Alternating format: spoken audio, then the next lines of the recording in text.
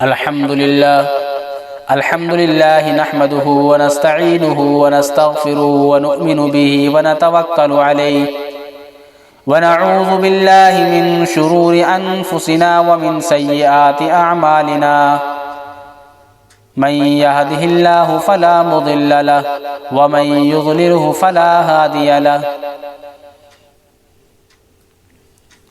أما بعد فأعوذ بالله من الشيطان الرجيم بسم الله الرحمن الرحيم الحمد لله رب العالمين الرحمن الرحيم مالك يوم الدين إياك نعبد وإياك نستعين۔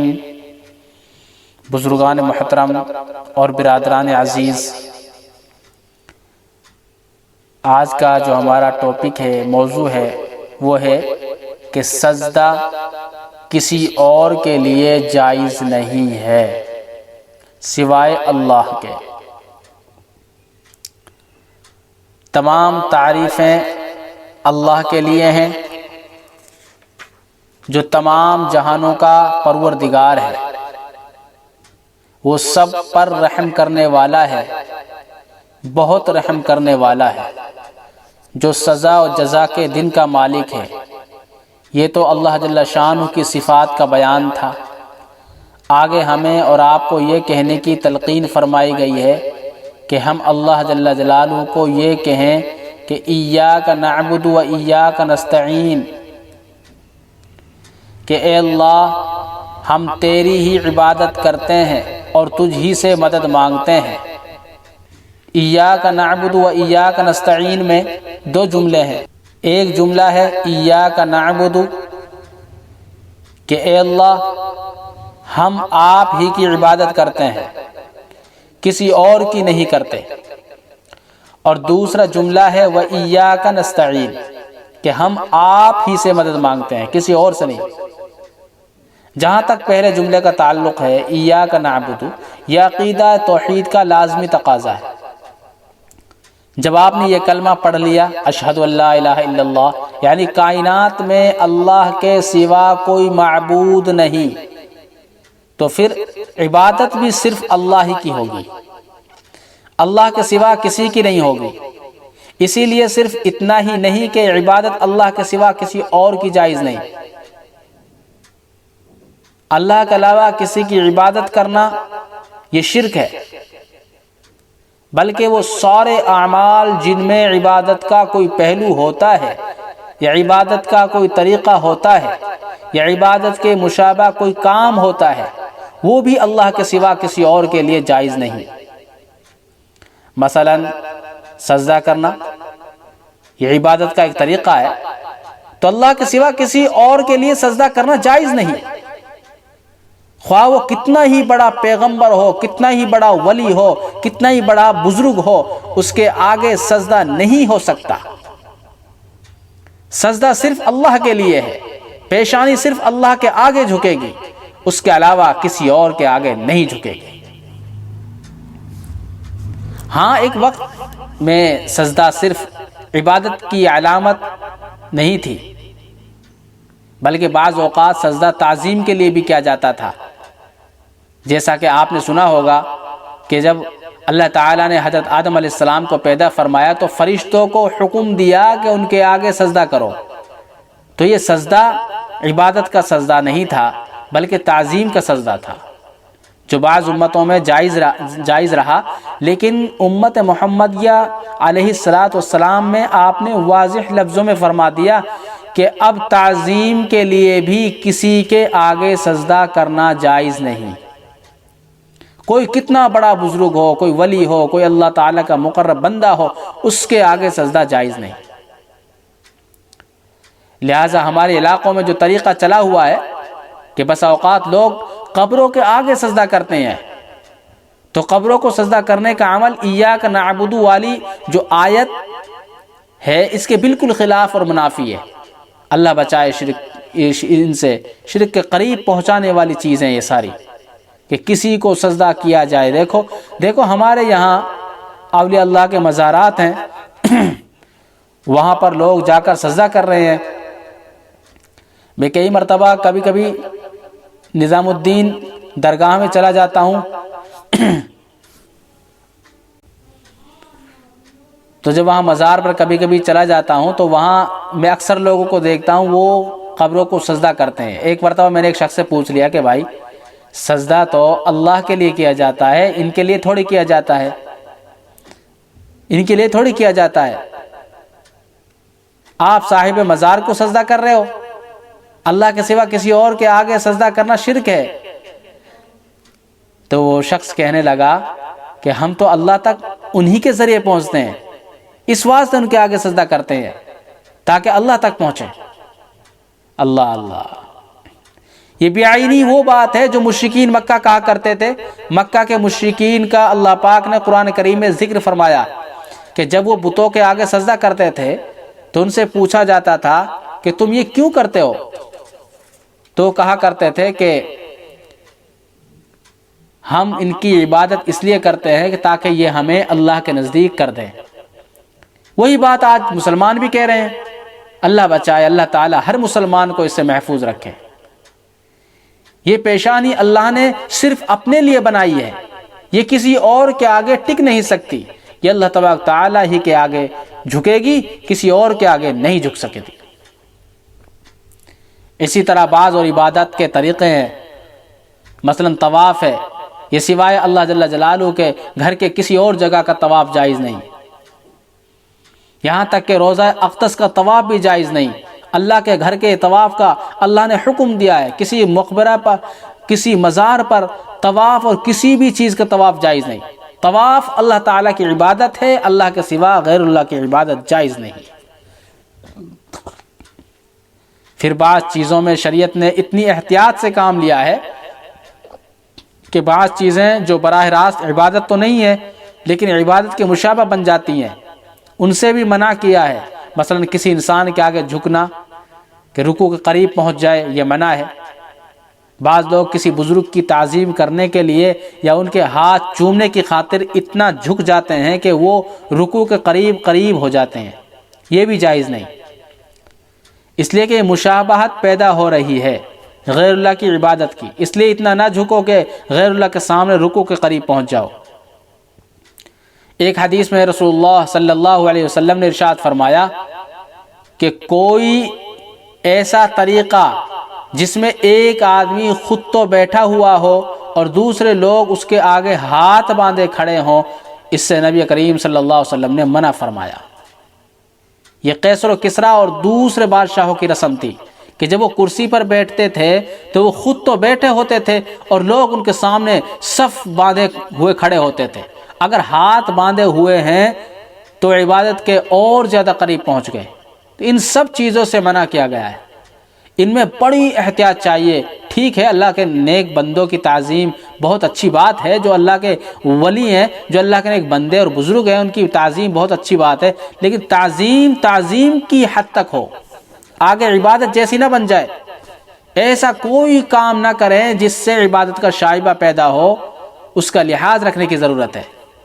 اس لیے فرمایا کہ ایاک نعبد، اے اللہ ہم آپ ہی کی عبادت کرتے ہیں، کسی اور کی عبادت نہیں کرتے۔ اور یہی تو وہ سجدہ ہے کہ مسلمان کی پیشانی جب اللہ جل جلالہ کے آگے ٹکتی ہے تو پھر یہ دنیا کی کسی چیز کے آگے نہیں ٹک سکتی۔ لوگوں کو بہت مشکل لگتا ہے کہ کیسے نماز پڑھوں، کیسے سجدہ کروں، اس لیے علامہ اقبال کہتے ہیں وہ ایک سجدہ جسے تو گرا سمجھتا ہے، وہ ایک سجدہ جسے تو گرا سمجھتا ہے، ہزار سجدوں سے دیتا ہے آدمی کو نجات۔ جب اللہ کے سامنے سجدہ کرنے کا عادی ہو گیا تو پھر اس کو کہیں اور سجدہ کرنے کی ضرورت نہیں۔ اور جو اللہ کے آگے پیشانی نہ ٹکے، جو اللہ کے سامنے پیشانی نہ ٹیکے، اللہ کے آگے سجدہ نہ کرے، اس کو پتہ نہیں کہاں کہاں سجدہ کرنے پڑتے ہیں، کس کس کے آگے ہاتھ پھیلانا پڑتے ہیں، کس کس کے آگے خود کو ذلیل کرنا پڑتا ہے۔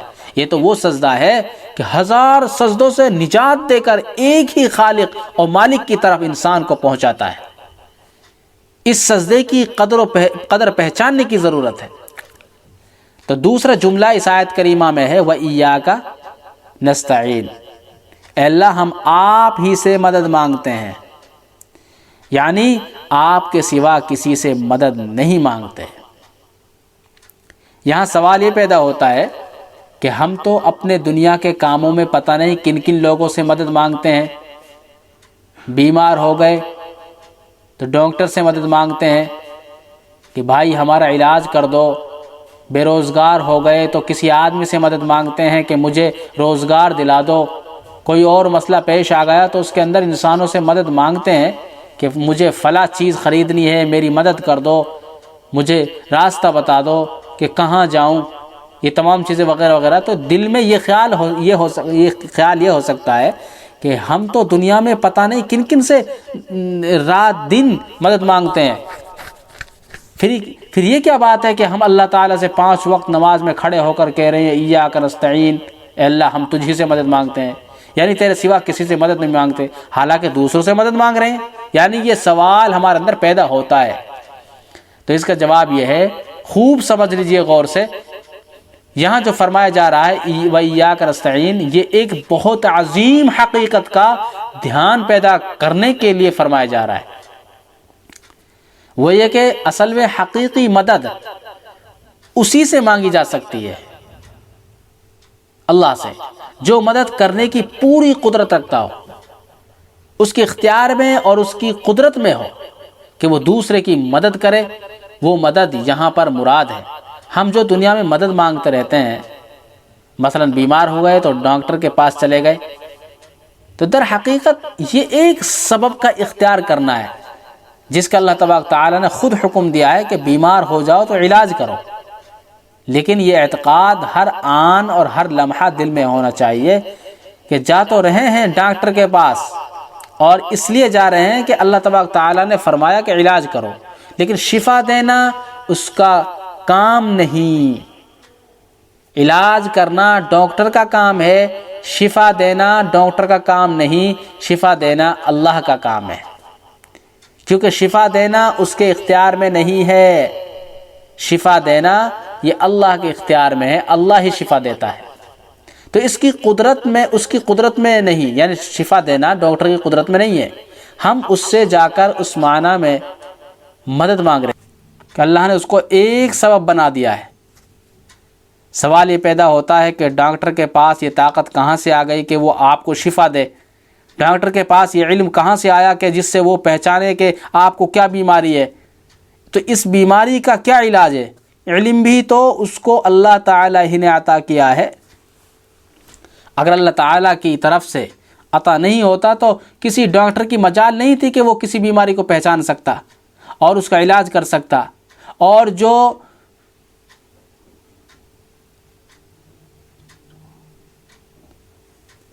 جو دوا اس نے تجویز کی کہ یہ دوا کھا لو اس سے تمہیں آرام ملے گا، تو اس دوا میں تاثیر کس نے پیدا کی؟ کیا ڈاکٹر نے پیدا کر دی تھی؟ وہ تاثیر پیدا کرنے والا کون ہے؟ جب کسی ظاہری سبب کو اختیار کرو تو اس وقت دل کے اندر یہ بات بیٹھی ہونی چاہیے کہ اس چیز کے اندر بذات خود کوئی تاثیر نہیں ہے، نہ طاقت ہے اور نہ ہی کوئی قوت ہے کہ میری مدد کر سکے۔ تمام تر تاثیر، طاقت اور قوت اللہ جل جلالہ کی ہے۔ میں ڈاکٹر کے پاس بھی جاؤں گا، دوا بھی کھاؤں گا، لیکن مدد اللہ سے مانگوں گا، اے اللہ آپ اس میں تاثیر عطا فرما دیجئے۔ بہرحال جو بھی سبب ہم اس دنیا میں اختیار کرتے ہیں، اس میں صرف سبب اختیار کرنا ہمارا کام ہے۔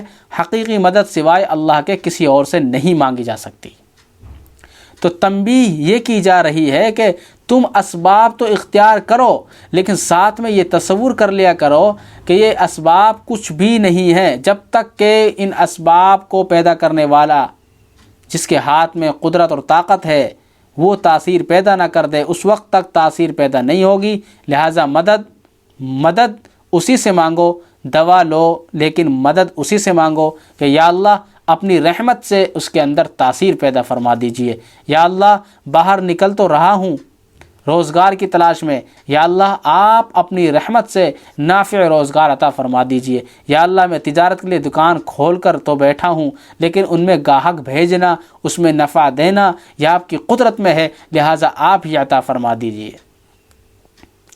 لہٰذا یہ ساری مددیں جو بظاہر دنیا میں ہم مانگ رہے ہیں یہ محض اسباب ہیں، لیکن حقیقی مدد سوائے اللہ کے کسی اور سے نہیں مانگی جا سکتی، سوائے اللہ کے کسی اور سے نہیں مانگی جا سکتی۔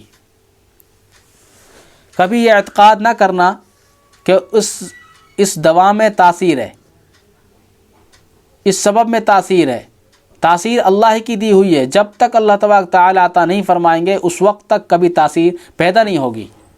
زمانہ جاہلیت میں یہ عقیدے پھیلے ہوئے تھے کہ فلاں چیز میں بذات خود یہ تاثیر ہے، مثلا فلاں ستارہ نکل آئے گا تو بارش ہوگی، تو ان کے یہاں یہ ایک عقیدہ تھا کہ فلاں ستارہ جس وقت نکلے گا تو بارش ہوگی، اور بارش براہ راست اس ستارے سے وابستہ ہے، وہ ستارہ بارش بھیجتا ہے، یعنی ان کے نزدیک وہ ستارہ بارش بھیجتا ہے۔ ایک مرتبہ نبی کریم صلی اللہ علیہ وسلم نے غزوہ حدیبیہ کے موقع پر صبح کے وقت نماز فجر کے بعد دیکھا کہ ہلکی ہلکی بارش ہو رہی تھی۔ آپ صلی اللہ علیہ وسلم نے نماز کے بعد صحابہ کرام سے خطاب کرتے ہوئے فرمایا کہ آج اس بارش میں ہم انسانوں کے دو فریق ہو گئے ہیں، یعنی ایک فریق وہ ہے جو یہ کہتا ہے کہ ہمیں یہ بارش اس ستارے نے دی ہے، اور ایک فریق یہ کہتا ہے کہ یہ بارش اللہ تعالیٰ نے اپنی رحمت سے عطا فرمائی ہے۔ تو بارش سے دونوں فائدے اٹھا رہے ہیں، لیکن پہلا فریق اس بارش کے نتیجے میں کفر میں جا رہا ہے، شرک میں جا رہا ہے، کیونکہ وہ کہہ رہا ہے کہ یہ بارش مجھے فلاں ستارے نے دی ہے، جبکہ ایسا نہیں ہے۔ اور دوسرا فریق اللہ تعالیٰ کی قدرت پر اور رحمت پر ایمان لا رہا ہے، لہٰذا اس بارش کے نتیجے میں اس کے نامہ اعمال میں نیکیوں کا اضافہ ہو رہا ہے۔ بہرحال جو کوئی بھی واقعہ پیش آئے تو مانگو اللہ سے کہ یا اللہ آپ عطا فرمانے والے ہیں، بے شک ظاہری اسباب اختیار کر لو، لیکن دینے والا سوائے اللہ کے کوئی نہیں، ظاہری اسباب کو اختیار کرو۔ اسی میں یہ پہلو بھی آتا ہے کہ جو ظاہری اسباب ہیں یہ زندوں سے تو اختیار کیے جا سکتے ہیں۔ آدمی بیمار ہے، ڈاکٹر کے پاس چلا گیا، اس سے مدد لی اور سبب اختیار کر لیا، لیکن جو دنیا سے جا چکے، فرض کرو کوئی ڈاکٹر مر گیا، وہ بڑا ماہر تھا، بڑا حاذق طبیب تھا، اور ہزاروں لوگوں نے اس سے فائدہ اٹھایا، جب دنیا سے چلا گیا تو اب آپ اس سے مدد مانگو، اس سے کہو کہ ڈاکٹر صاحب میری بیماری کے لیے مدد کر دیجئے، تو یہ ہو نہیں سکتا۔ تو اس واسطے کہ وہ دنیا سے جا چکا، جب دنیا میں تھا تو اللہ تعالیٰ نے اس کو سبب بنایا تھا، اور اس سے آپ اس معنی میں مدد مانگ سکتے تھے کہ ایک ظاہری سبب ہے، اگرچہ تاثیر اللہ کی طرف سے ہے، لیکن دنیا سے اٹھ جانے کے بعد، دنیا سے چلے جانے کے بعد پھر اس کا کوئی کردار دنیا میں باقی نہیں رہا، تو اس واسطے اس سے مدد نہیں مانگ سکتے۔ یہی حال اللہ کے نیک بندوں اور اولیاء اللہ اور بزرگوں کا ہے کہ جب تک وہ زندہ ہیں تو جب تک وہ زندہ ہیں تو آپ جا کر ان سے دعا کروا سکتے ہیں کہ ہمارے لیے دعا کر دیجئے کہ اللہ ہمیں فلاں بیماری سے نجات دے دے، اللہ ہمیں قرض سے نجات دے دے۔ اگر وہ زندہ ہے تو ان سے دعا کی درخواست کرنا ٹھیک ہے، لیکن جب دنیا سے جا چکے تو اب دنیا سے جانے کے بعد ان سے مانگنا کہ مجھے اولاد دے دو، میرے قرضے اترنے کا انتظام کر دو، میری فلاں بیماری دور کر دو، دنیا سے جانے کے بعد یہ ظاہری سبب کے طور پر بھی اب ممکن نہیں رہا۔ لہٰذا جو لوگ جا کر قبروں پر اور مزاروں پر سجدے کرتے ہیں اور مانگتے ہیں ان سے کہ اے داتا مجھے اولاد دے دے، اے داتا مجھے روزگار دے دے، یہ سب ڈھکوسلے بازی ہیں، یہ شرک ہے، اللہ بچائے ہمیں، یہ شرک کے شعبے ہیں، اور ایاک نعبد و ایاک نستعین کے بالکل خلاف ہیں، بالکل خلاف ہیں۔ تو بزرگان دین جب تک زندہ ہیں ان سے آپ دعا کروا لو، ان سے ہدایت حاصل کر لو، اور رہنمائی لے لو، لیکن جب وہ دنیا سے جا چکے تو اب ان کو پکارنا، مثلا اے شیخ عبد القادر جیلانی رحمۃ اللہ علیہ مجھے شفا دے دے، ارے بھائی شفا وہ نہیں دے گا، شفا دینے والی ذات تو اللہ کی ہے۔ شیخ عبد القادر جیلانی خود محتاج ہے، وہ تمہیں کیا دے گا؟ اس سے مانگو جو کسی کا محتاج نہیں ہے، اور جو کسی کا محتاج نہیں ہے وہ صرف ایک ذات ہے، وہ ہے اللہ تبارک و تعالی۔ اللہ تبارک و تعالی کسی کا محتاج نہیں ہے، اس سے مانگو، اس کے خزانے میں کسی چیز کی کمی نہیں ہے۔ بھئی یہ تو ایک انسان ہے، دنیا سے ہی گئے ہیں، جس طریقے سے آج یہ قبر میں لیٹے ہوئے ہیں کل آپ بھی قبر میں لیٹیں گے، یہ بیچارہ خود محتاج ہے اللہ کا۔